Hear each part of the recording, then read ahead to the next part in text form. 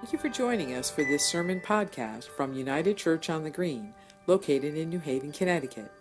No matter who you are or where you are on life's journey, you are invited and welcome. If you enjoy this podcast and would like to learn more about our open and affirming ministry at United Church on the Green, please visit our website at unitednewhaven.org. Thank you. Good morning. Good morning. The reading today is from Mark chapter 9, verses 30 through 37. They went on from there and passed through Galilee.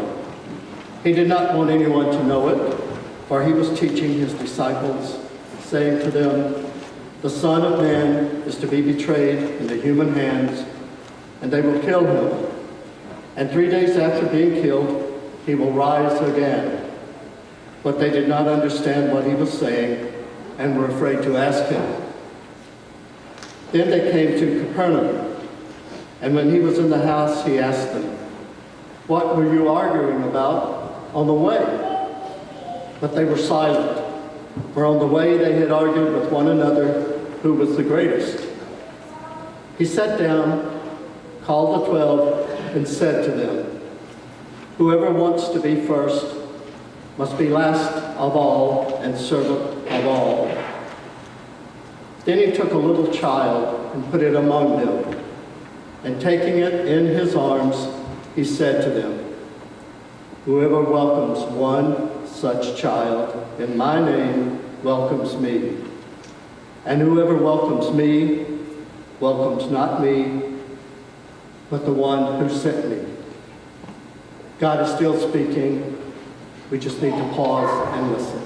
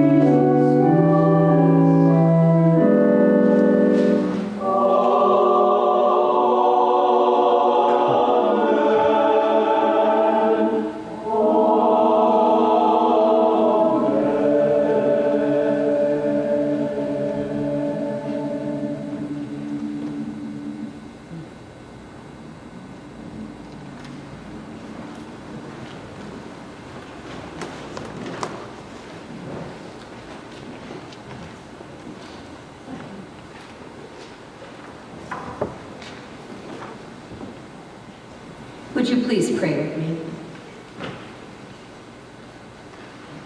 Oh, dear God, may the words of my mouth and the meditations of our hearts be acceptable in your sight, O God, our Redeemer. Amen.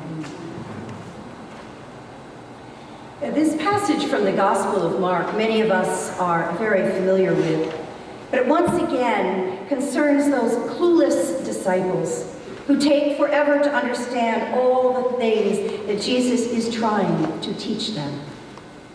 It is interesting that in this dialogue with Jesus about the prediction of his impending crucifixion, the disciples do not ask Jesus any questions about this. And the next thing you know, they're talking about securing their place in the coming kingdom. Clueless and denial and fear can do just that. They both paralyze and drive you to look out only for yourself. It appears that they are really fighting and seeking favoritism. How many of us are born into a family with many siblings and always want to be our mother or our father's favorite? Indeed, it's a human condition, is it not? It is a pretty common tendency among children and those who are most insecure. And it is where misused power in seeking favoritism can be so incredibly destructive. And misused, as we know well, because of the Me Too movement who has grown out of this. We see it in politics, one tribe over another wanting to be the favored candidate, or favored by the one in power. Who is the greatest? Our politicians are asking, and we hear from one that one is the greatest. But God called his disciples, the fishermen, the imperfect, the flawed, and the clueless, and taught them that it is important to be humble, to rebel, yes, but to be a servant of all. These are indeed chaotic times in our country, and this passage needs to speak to us. It is the last of us all who is servant to all. Jesus goes on to say to welcome the child, the symbol of one who is innocent and vulnerable and guileless. It's from this perspective that this passage has spoken to me so deeply these last few days. As I pray for Dr. Ford for her courage and her wisdom as she needs to speak about the traumatic events that happened to her when she was only 15 years old. She was a child. And I have had children on my mind all week.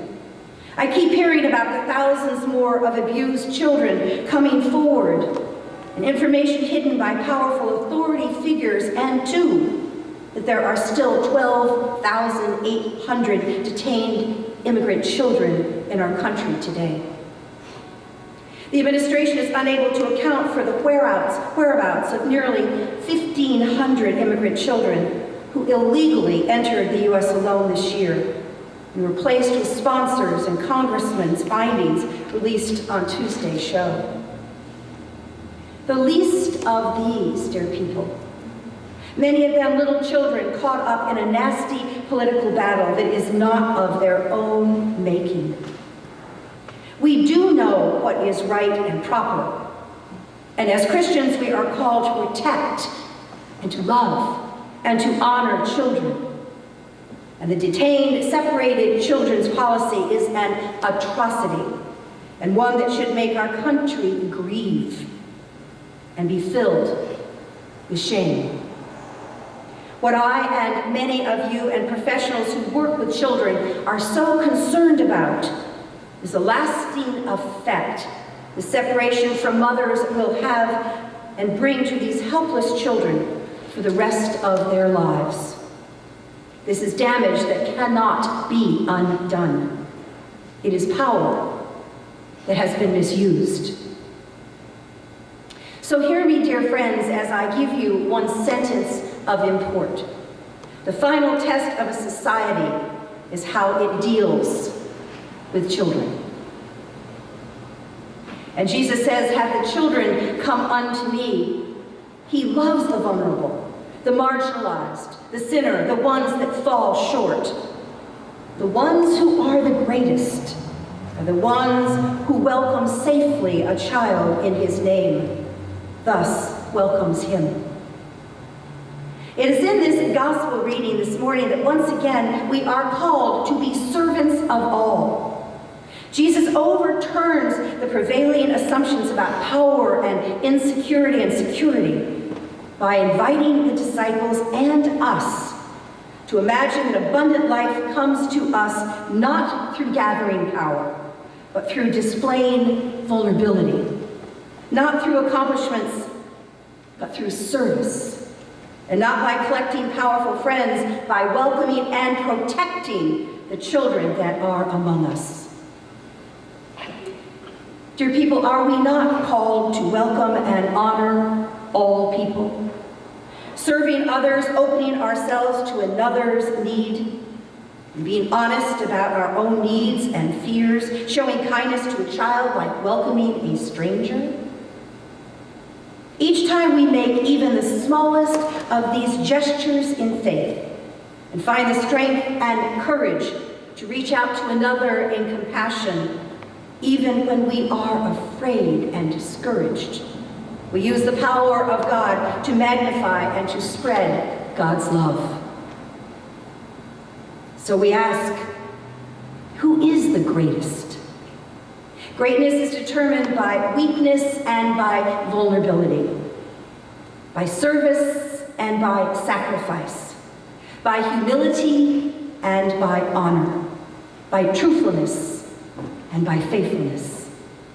We are called to embody this kind of greatness so that the world can witness the true meaning of greatness that is born out of love.